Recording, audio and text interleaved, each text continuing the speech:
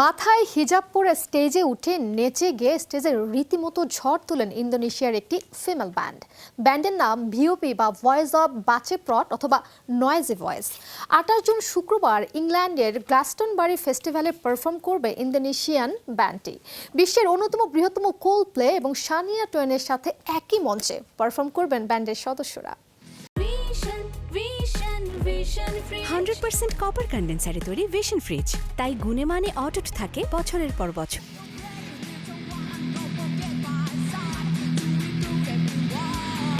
ইন্দোনেশিয়ার পশ্চিম জাভার গারুড শহরে একটি স্কুলে পরিচয় হয় তিনজনের।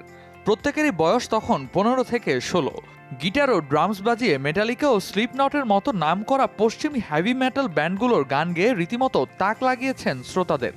মুসলিম সংখ্যাগরিষ্ঠ দেশ হওয়া সত্ত্বেও সঙ্গীতের প্রতি ভালোবাসা ও অনুরাগের ফলে তারা সমাজের সকল বাধা উপেক্ষা করে স্বপ্নের লক্ষ্যে পৌঁছতে ছিলেন অবিচল। তারা চ্যালেঞ্জ করতে চান সমাজের প্রথাগত বাধ্য রীতিনীতি ও চিরায়িত নিয়ম।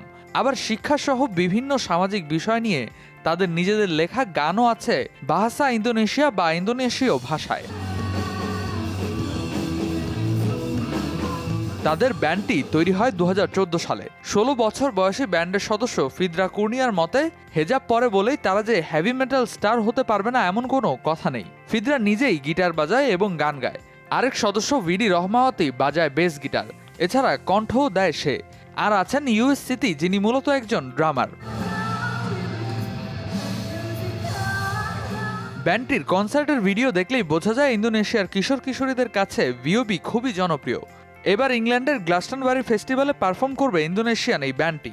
সম্প্রতি ব্রিটেনের নিউ মিউজিক্যাল এক্সপ্রেস ম্যাগাজিন তাদের নিয়ে প্রচ্ছদ তৈরি করেছে এবং মেশিন গিটারিস্ট টম মোরেলের সঙ্গেও তুলনা করে তাদের প্রশংসাও করেছে। এক সাক্ষাৎকারে ব্যান্ডের সদস্য মার্শা জানান, আমেরিকান ব্যান্ড সিস্টেম অফ এ ডাউনের টক্সিসিটি অ্যালবামটি শোনার পরে মেটালের প্রতি আমাদের ভালোবাসা জন্মায়। একবার আমার পরিবার সিদ্ধান্ত নিয়েছিল ইসলামিক একটি নিরাময় কেন্দ্রে আমাকে রেখে আসবে, যেন মেটালের প্রতি ভালোবাসা চলে যায়। আর মার্কিন শ্রোতাদের অনেকেই তো হিজাব পরে পারফর্ম করার জন্য আমাদের জঙ্গি বলে ডাকতো। তাদের চোখে যেন আমরা অপরাধী ও সন্ত্রাসী।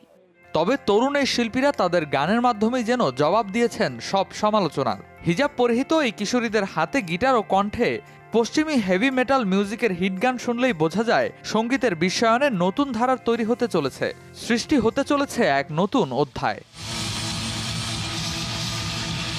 Redwan Ahmed, showbiz tonight.